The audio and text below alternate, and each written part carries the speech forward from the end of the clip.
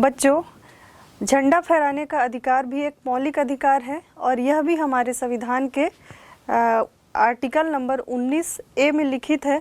और इसी के तहत आज़ादी के 75वें वर्षगांठ, जिसे आज़ादी का अमृत महोत्सव कहा गया, उसके तहत घर घर झंडा फहराया गया। तो बच्चों, हमारा आर्टिकल 19 ख़त्म हो चुका है।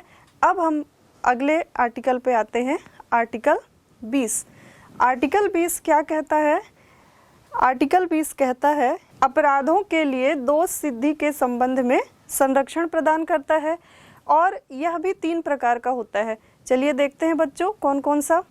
पहला, किसी भी व्यक्ति को एक अपराध के लिए सिर्फ एक बार ही सजा मिलेगी। एक व्यक्ति ने कोई एक अपराध किया है तो उसे सिर्फ एक ही सजा मिलेगी। उस एक ही अपराध के लिए वह 2, 3, 4 प्रकार का सजा नहीं भुगत सकता, और अगर ऐसा कुछ होता है तो यह भी एक दंडनीय अपराध है।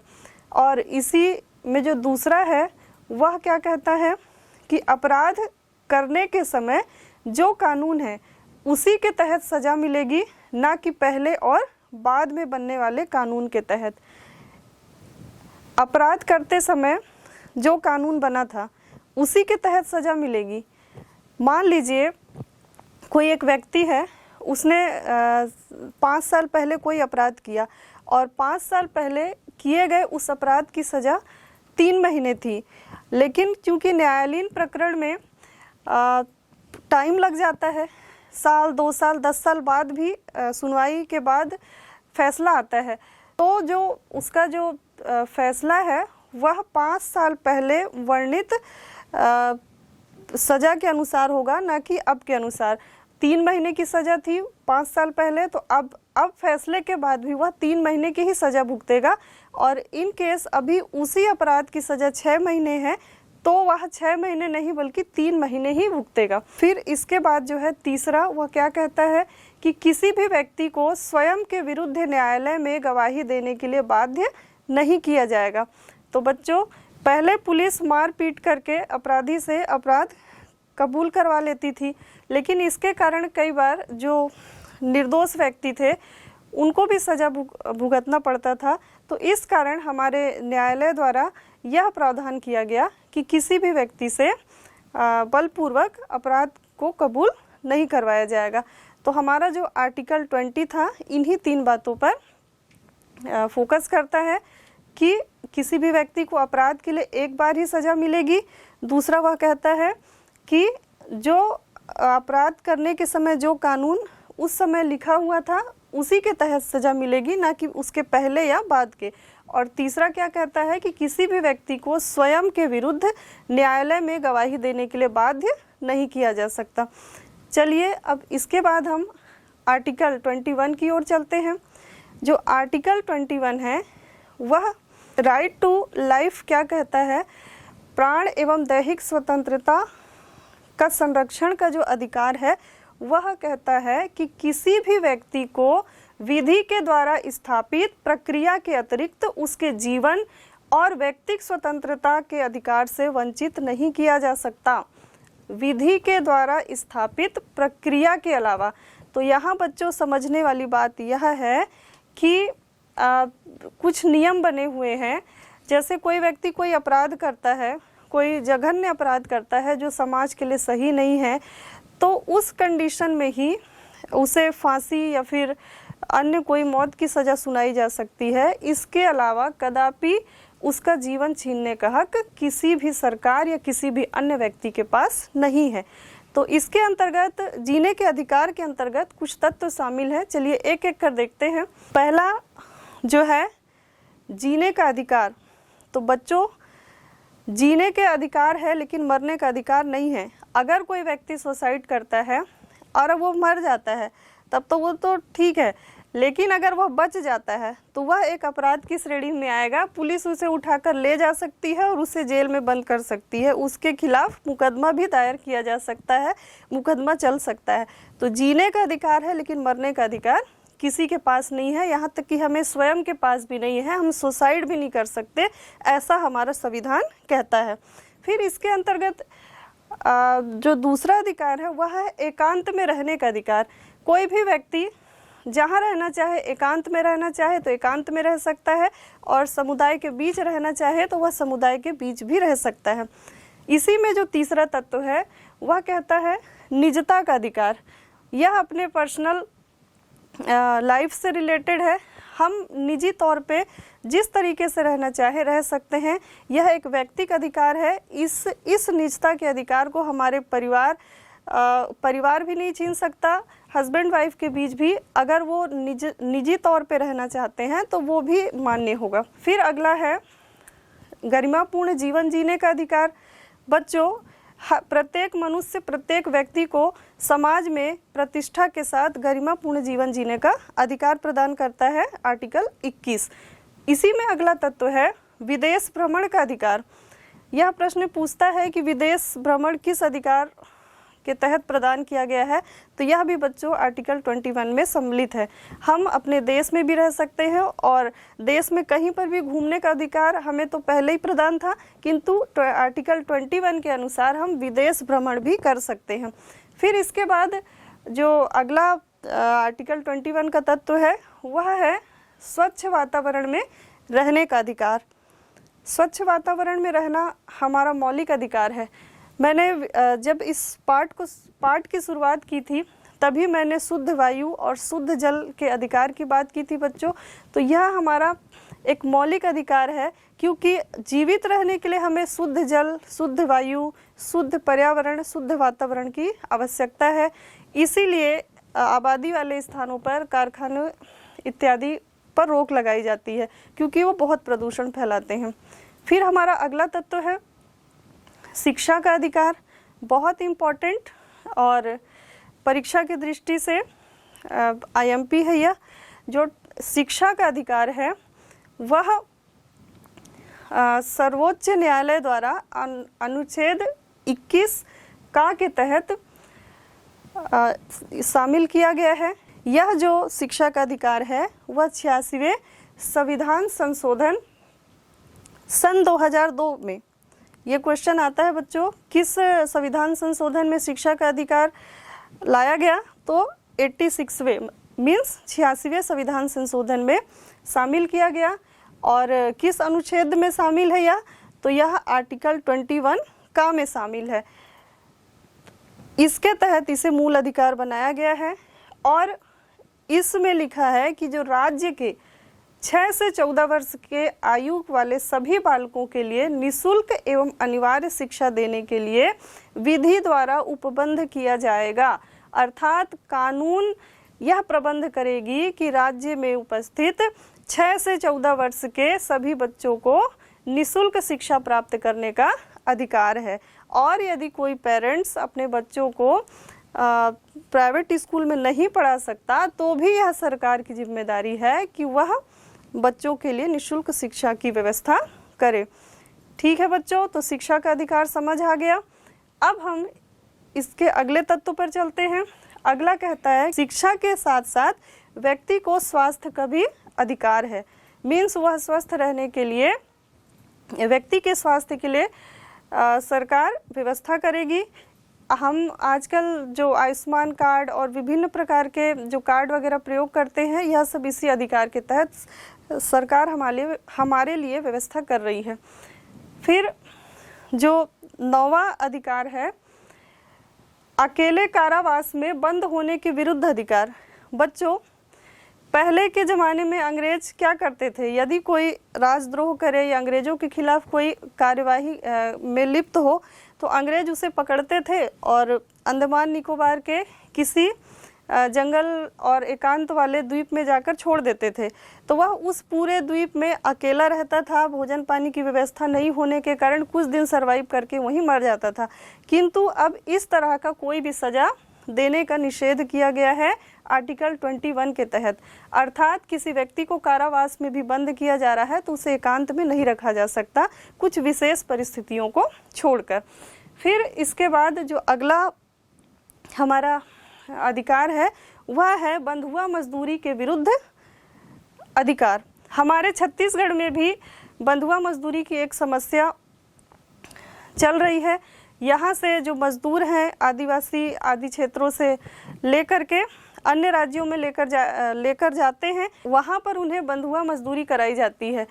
तो यह भी एक अपराध है और इस तरह का यदि कोई व्यक्ति बंधुआ मजदूरी किसी से करवा रहा है तो उसके खिलाफ केस दर्ज किया जा सकता है। फिर अगला बच्चों, राज्य के बाहर ना करने का अधिकार। जो अंग्रेजों का शासन था तो कोई व्यक्ति राजद्रोह करता था तो उसे उस स्थान से, उस राज्य से ही बाहर कर दिया जाता था, ये भी एक सजा थी, लेकिन अब ऐसा भी नहीं किया जा सकता।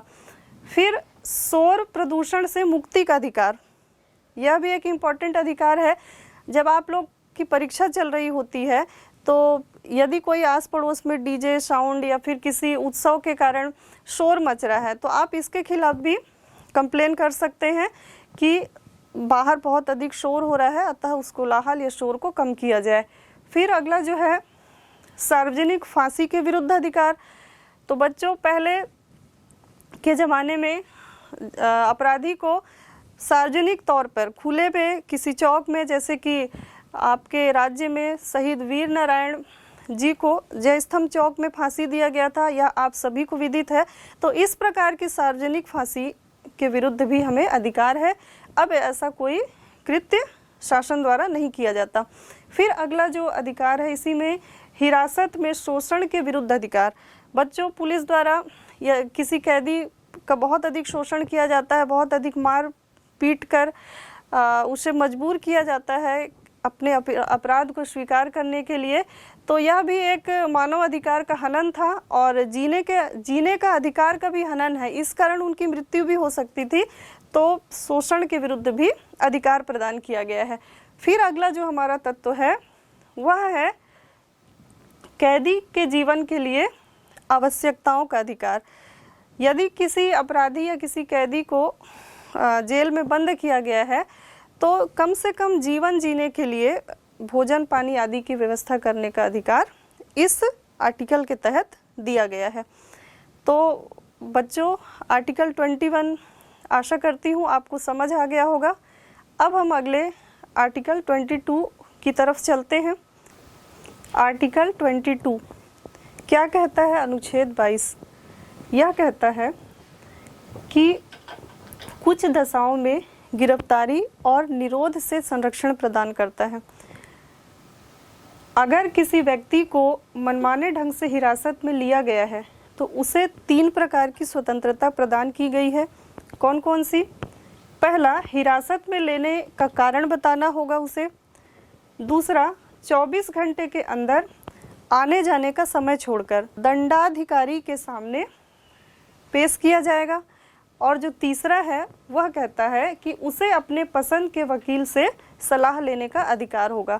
तो बच्चों, एक 1919 में एक कानून आया था अंग्रेजों के समय, रोलेट एक्ट। तो रोलेट एक्ट में क्या कहा गया था कि बिना वकील बिना दलील किसी भी व्यक्ति को शक के आधार पे अंदर किया जा सकता है। तो अगर ऐसा किया जाता तो अंग्रेजों के कानून और हमारे कानून में कोई अंतर नहीं रह जाता। इसीलिए इस आर्टिकल 22 के तहत यह कहा गया है कि किसी भी व्यक्ति को बिना सूचना के एक तो गिरफ्तार नहीं किया जा सकता, दूसरा यदि उसे गिरफ्तार कर भी लिया गया है तो 24 घंटे के अंदर उसे न्यायालय में पेश करना है, और तीसरा उसे अपने मनपसंद का वकील रखने की भी छूट दी गई है। तो बच्चों, आर्टिकल 22 समझ आया? ठीक। तो इसी आर्टिकल 22 में कुछ स्पेशल केस के लिए निवारक निरोध कानून भी बनाया गया है। ये निवारक निरोध कानून क्या होता है, चलिए देखते हैं। जो निवारक निरोध कानून है, इसके अंतर्गत किसी व्यक्ति को अपराध करने के पूर्व ही गिरफ्तार किया जाता है। इससे पहले मैंने आपको बताया कि किसी व्यक्ति को गिरफ्तार किया जाता है, उसे सूचना दिया जाता है, लेकिन निवारक निरोध कानून में ऐसा कुछ कंडीशन में किया जा सकता है कि बिना सूचना के ही उसे गिरफ्तार कर लिया जाए, और न्यायालय में भी 24 घंटे के बजाय 3 महीने तक पेशगी की छूट रहती है। यह उस कंडीशन में होता है जब कोई आतंकवादी घटना या देश की सुरक्षा से संबंधित कोई केस हो। तो जो निवारक निरोध कानून है, जैसा कि मैंने बताया कि यह अपराध होने से पहले ही उसे गिरफ्तार किया गया है ताकि कोई अपराध हो ही ना सके, शक के आधार पे उसे गिरफ्तार किया जा सकता है और यह ठीक वह रोलेट एक्ट की तरह ही है। लेकिन साधारण केस में इस प्रकार का कोई कृत्य हमारे संविधान के द्वारा लिखित नहीं है।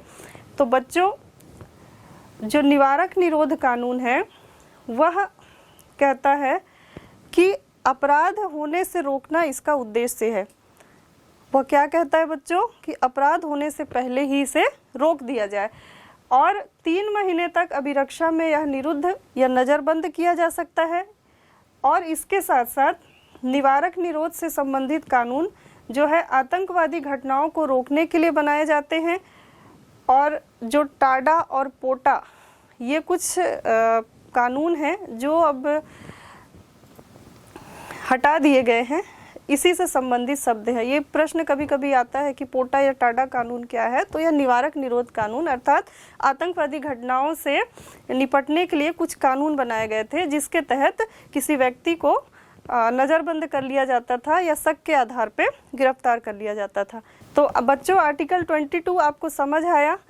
तो यह जो आर्टिकल 22 है 19, 20, 21 और 22, हमने जो 4 प्रकार के आर्टिकल्स पढ़े थे ये सभी स्वतंत्रता से संबंधित थे।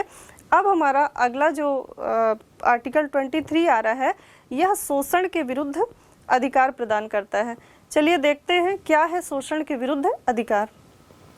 तो जो तीसरा जो हमारा अधिकार है, मूल अधिकार शोषण के विरुद्ध अधिकार, वह अनुच्छेद 23 और 24 में लिखा हुआ है। तो 23 क्या है? मानव के दुर्व्यापार और बलात् श्रम का प्रतिषेध करता है यह। बच्चों, क्योंकि नाम से ही स्पष्ट हो रहा है कि शोषण के विरुद्ध अधिकार है, तो यह जो 23 है कहता है कि मानव के दुर्व्यापार मीन्स खरीदी बिक्री। जो मैंने आपको पाठ की शुरुआत की थी तब दास प्रथा के बारे में बताया था, तो वहाँ पर मानवों की तस्करी होती थी, उनकी खरीदी बिक्री होती थी, उनका व्यापार होता था। तो इस व्यापार को रोकने का कानून बनाया गया है आर्टिकल 23 के तहत।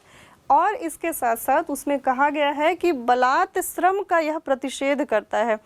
अब यह बलात् श्रम क्या है? फोर्सफुली किसी भी व्यक्ति से आप किसी भी प्रकार का काम नहीं करवा सकते। तो आर्टिकल 23 आपको समझ आया बच्चों। चलिए हम अगले आर्टिकल पे चलते हैं। आर्टिकल 24, यह भी शोषण के विरुद्ध ही अधिकार प्रदान करता है। क्या है आर्टिकल 24? आर्टिकल 23 के तहत अभी मैंने आपको बताया कि इसके द्वारा किसी व्यक्ति की खरीदी, बिक्री, बेगारी तथा इसी प्रकार का अन्य जबरदस्ती लिया गया श्रम निषिद्ध ठहराया गया है, जिसका उल्लंघन विधि के अनुसार दंडनीय अपराध है। लेकिन इसमें भी एक एक्सेप्शनल केस है कि यदि जरूरत पड़ने पर राष्ट्रीय सेवा करने के लिए किसी व्यक्ति को बाध्य किया जा सकता है। वैसे तो संविधान शोषण के विरुद्ध अधिकार प्रदान करता है, किंतु कोई आपातकालीन स्थिति आने पर, जैसे कि अभी कोरोना पेंडेमिक चल रहा था, तो ऐसी स्थिति थी कि डॉक्टरों को कुछ एक्स्ट्रा टाइम भी दे करके मरीजों के लिए सेवा प्रदान करना पड़ता था।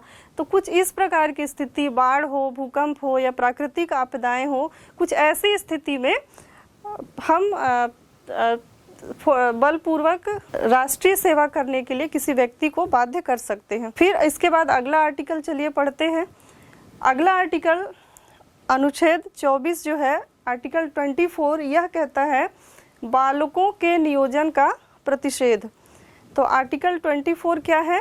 बालकों के नियोजन का प्रतिषेध। प्रतिषेध शब्द का अर्थ होता है रोक या मनाही। तो बच्चों, शोषण के विरुद्ध अधिकार में ही पहला जो 23 था वह बड़े व्यक्तियों के लिए था, और जो यह 24 है यह बच्चों के नियोजन का मीन होता है किसी भी प्रकार के कार्य में संलग्न करना या रोजगार में संलग्न करना। तो बच्चों, जो 14 वर्ष से कम आयु के किसी भी बच्चे को किसी कारखाने, खदान या किसी अन्य जोखिम भरे काम में नियुक्त नहीं किया जा सकता, यह कहता है 24। और इसी आर्टिकल 24 के की सहायता से ही आज बच्चे जो हैं किसी होटलों या फिर अन्य किसी जगह कार्य करते नहीं दिखते हैं, वरना छोटे छोटे बच्चों को थोड़े थोड़े पैसे के लिए काम में लगा लिया जाता था। अब हम अपने अगले मौलिक अधिकार अर्थात चौथे मौलिक अधिकार की तरफ चलते हैं, जो है धार्मिक स्वतंत्रता का अधिकार। आपने 6 मौलिक अधिकार पढ़ा है, तो ये हमारा चौथा मौलिक अधिकार है, धार्मिक स्वतंत्रता का अधिकार। क्या है धार्मिक स्वतंत्रता का अधिकार? तो सबसे पहले यह कि यह जो धार्मिक स्वतंत्रता का अधिकार है, यह आर्टिकल 25 से लेकर 28 तक लिखित है। एक एक कर देखते हैं। तो आर्टिकल जो 25 है वह कहता है, अंतःकरण और धर्म के अबाध रूप से मानने, आचरण करने, उसकी प्रचार करने की स्वतंत्रता प्रदान करता है। क्या कहता है आर्टिकल 25? अंतःकरण की और धर्म के अबाध रूप से मानने, आचरण और प्रचार करने की स्वतंत्रता। मीन्स कोई भी व्यक्ति अपने अंतःकरण से किसी भी धर्म को मान सकता है और उसका प्रचार प्रसार कर सकता है। तो बच्चों, यह हो गया हमारा आर्टिकल 25। अब हम आर्टिकल 26 पे आते हैं। यह धार्मिक कार्यों के प्रबंध की स्वतंत्रता प्रदान करता है। आर्टिकल 26 हेडिंग देख लीजिए बच्चों, धार्मिक कार्यों के प्रबंध की स्वतंत्रता। यह कहता है कि व्यक्ति को अपने धर्म के लिए संस्थाओं की स्थापना या पोषण करने, विधि सम्मत संपत्ति अर्जन तथा स्वामित्व व प्रशासन का अधिकार है। तो जो धार्मिक कार्यों के प्रबंध की स्वतंत्रता के तहत व्यक्ति जो है, जो किसी धर्म का है, कोई हिंदू होगा, कोई मुस्लिम होगा, तो वह मंदिर मस्जिद का भी निर्माण कर सकता है, उसका प्रबंध और उसका प्रशासन भी वह स्वयं कर सकता है। यह अधिकार हमें आर्टिकल 26 के तहत मिला है। फिर इसके बाद जो आर्टिकल 27 है वह भी धार्मिक स्वतंत्रता का अधिकार है, और वह क्या कहता है कि राज्य किसी भी व्यक्ति को ऐसे कर देने के लिए बाध्य नहीं कर सकता जिसकी आय किसी विशेष धर्म अथवा धार्मिक संप्रदाय की उन्नति या पोषण में व्यय करने के लिए विशेष रूप से निश्चित कर दी गई है। तो जो हम पढ़ते हैं या सुनते हैं कि किसी ट्रस्ट से जो कि धार्मिक कार्य में संलग्न है, किसी मंदिर से कर नहीं लिया जाता, टैक्स नहीं लिया जाता है, तो यह जो आर्टिकल 27 है यही कहता है, टैक्स में छूट देता है। धार्मिक संस्थाओं को होने वाली जो आय होती है उसमें यह टैक्स में छूट प्रदान करता है, आर्टिकल 27। फिर अब जो आर्टिकल 27 है, इसके बाद हम आते हैं आर्टिकल 28 पर। तो बच्चों, आर्टिकल 28 क्या कहता है? राज्य विधि द्वारा पूर्णतः पोषित किसी शिक्षा संस्था में कोई धार्मिक शिक्षा नहीं दी जाएगी। ऐसे शिक्षण संस्थान अपने विद्यार्थियों को किसी धार्मिक अनुष्ठान में भाग लेने या किसी धर्मोपदेश को बलात् सुनने के लिए बाध्य नहीं कर सकते।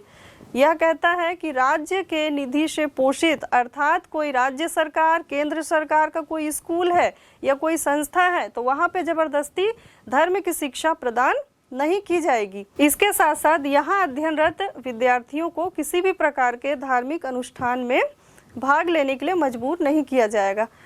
तो बच्चों, हमारा जो भारत देश है एक धर्मनिरपेक्ष राष्ट्र है।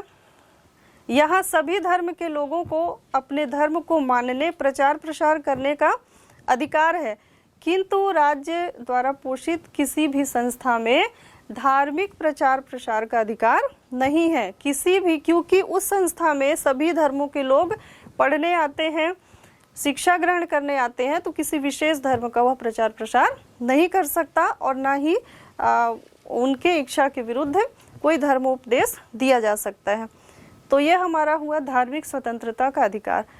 अब हम अपने अगले अधिकार पे आते हैं, जो है मौलिक अधिकार का 5वां भाग, संस्कृति एवं शिक्षा संबंधी अधिकार, कल्चरल एंड एजुकेशनल राइट्स। तो बच्चों, जो संस्कृति और शिक्षा संबंधी अधिकार है यह आर्टिकल 29 एंड आर्टिकल 30 में वर्णित है। चलिए देखते हैं आर्टिकल 29 क्या कहता है। तो जो आर्टिकल 29 है वह अल्पसंख्यक वर्गों के हितों का संरक्षण प्रदान करता है। अब यहाँ शब्द आ रहा है अल्पसंख्यक, जिसे हम माइनॉरिटीज भी कहते हैं। जो अल्पसंख्यक का अर्थ है कि इस भारत देश में विभिन्न धर्म के लोग रहते हैं और कुछ धर्म के लोगों की संख्या अधिक है और कुछ धर्म के लोगों की संख्या कम है। धर्म के अलावा भाषा के आधार पे भी अल्पसंख्यक घोषित किया जाता है। तो यह जो हमारा आर्टिकल 29 जो है इन अल्पसंख्यकों को कुछ विशेष अधिकार प्रदान करता है। इसमें लिखा गया है कि कोई भी अल्पसंख्यक वर्ग अपनी भाषा, लिपि और संस्कृति को सुरक्षित रख सकता है और केवल भाषा, जाति, धर्म और संस्कृति के आधार पर उसे किसी भी सरकारी शैक्षिक संस्था में प्रवेश से नहीं रोका जाएगा। मीन्स किसी भी शैक्षणिक संस्था में किसी के धर्म को देखकर या उसकी माइनॉरिटीज को देखकर रोका नहीं जाएगा, उसके साथ किसी भी प्रकार का भेदभाव नहीं किया जाएगा। फिर जो हमारा अगला आर्टिकल 30 है वह क्या कहता है? शिक्षा संस्थाओं की स्थापना और प्रशासन करने का अल्पसंख्यक वर्गों का अधिकार है। वह उन अल्पसंख्यक वर्गों को यह अधिकार प्रदान करता है कि वह शिक्षा संस्थाओं की स्थापना कर सकता है और उसका वह स्वयं प्रशासन भी कर सकता है। जैसे हमने अभी मदरसों का नाम सुना है, तो क्योंकि राज्य शासन जो है अपने द्वारा संचालित किसी भी स्कूल पे कोई धार्मिक शिक्षा प्रदान नहीं करती, लेकिन अपने धर्म के प्रचार प्रसार करने के लिए उन व्यक्ति विशेष या धर्म विशेष के लोगों को यह अधिकार प्रदान करती है कि वह अपने धार्मिक संस्थाओं को खोल सके और अपने धार्मिक जो शिक्षाएं हैं अपने धर्म के लोगों को प्रदान कर सके। तो जो आर्टिकल 30 है वह कहता है कि कोई भी अल्पसंख्यक वर्ग अपनी पसंद का शैक्षणिक संस्था चला सकता है और इसके साथ साथ सरकार जो है उसे अनुदान देने में भी किसी तरह का कोई भेदभाव नहीं करेगी। अर्थात वह जितना अनुदान मुस्लिम वर्ग को देना है उतना ही ईसाई को भी देगी। वह हिंदू, ईसाई या मुस्लिम किसी भी वर्ग के प्रति कोई भेदभाव नहीं करेगी। ठीक है बच्चों, तो यह जो हमारा संस्कृति और शिक्षा संबंधी स्वतंत्रता का जो अधिकार था यह कंप्लीट हुआ। अब इसके बाद हम अपने 6वें मौलिक अधिकार जो कि बहुत इम्पोर्टेंट है उस पर आते हैं। जो हमारा 6वां मौलिक अधिकार है वह है संवैधानिक उपचारों का अधिकार। यह जो अधिकार है, अब तक हमने जो भी अधिकार पढ़ा उन सभी अधिकारों का रक्षक है। डॉक्टर भीमराव अंबेडकर ने इसे संविधान की आत्मा कहा है, क्योंकि इसके बगैर इससे पहले वर्णित कोई भी अधिकार सही ढंग से नहीं चल सकते। तो बच्चों चलिए देखते हैं आर्टिकल 32 क्या कहता है। जो आर्टिकल 32 है इसके अंतर्गत मौलिक अधिकारों को प्रवर्तित कराने के लिए समुचित कार्रवाइयों द्वारा उच्चतम न्यायालय में आवेदन करने का अधिकार प्रदान किया गया है। साथ ही इस संदर्भ में सर्वोच्च न्यायालय को 5 तरह के रिट निकालने की शक्ति प्रदान की गई है। और वो 5 प्रकार के जो रिट हैं आप देखिए क्या क्या है। पहला है बंदी प्रत्यक्षीकरण, दूसरा है परमादेश, तीसरा है प्रतिषेध लेख, चौथा उत्प्रेषण और 5वां अधिकार परीक्षा लेख। तो बच्चों जो ये आर्टिकल 32 है, अगर किसी कारण से किसी व्यक्ति के मौलिक अधिकार का हनन हो रहा है तो यह अधिकार प्रदान करता है उस व्यक्ति को सीधे सर्वोच्च अथवा उच्च न्यायालय में आवेदन करने का। और इन जो मौलिक अधिकारों की जो रक्षक है वह सुप्रीम कोर्ट और हाई कोर्ट है। और अगर मौलिक अधिकार का हनन होता है तो कोई भी व्यक्ति इनकी शरण ले सकता है। और जो मैंने अभी 5 प्रकार के रिट बताए, कौन कौन से? बंदी प्रत्यक्षीकरण, परमादेश, प्रतिषेध लेख, उत्प्रेषण तथा अधिकार परीक्षा लेख, इनके माध्यम से हम न्याय प्राप्त कर सकते हैं। चलिए एक एक कर देखते हैं कि क्या होता है बंदी प्रत्यक्षीकरण, क्या होता है परमादेश। तो बच्चों बंदी प्रत्यक्षीकरण, बंदी प्रत्यक्षीकरण को हम हैबियस कार्पस भी कहते हैं इंग्लिश में। और जो बंदी प्रत्यक्षीकरण है, जैसा कि नाम से स्पष्ट है, बंदी मीन्स कोई अपराधी होगा या फिर जिसे गिरफ्तार किया गया है वह कोई व्यक्ति होगा। और प्रत्यक्षीकरण, प्रत्यक्ष लाना, सामने लेकर आना। तो बच्चों जो बंदी प्रत्यक्षीकरण है वह उस व्यक्ति की प्रार्थना पर जारी किया जाता है जो यह समझता है कि उसे अवैध रूप से बंदी बनाया गया है।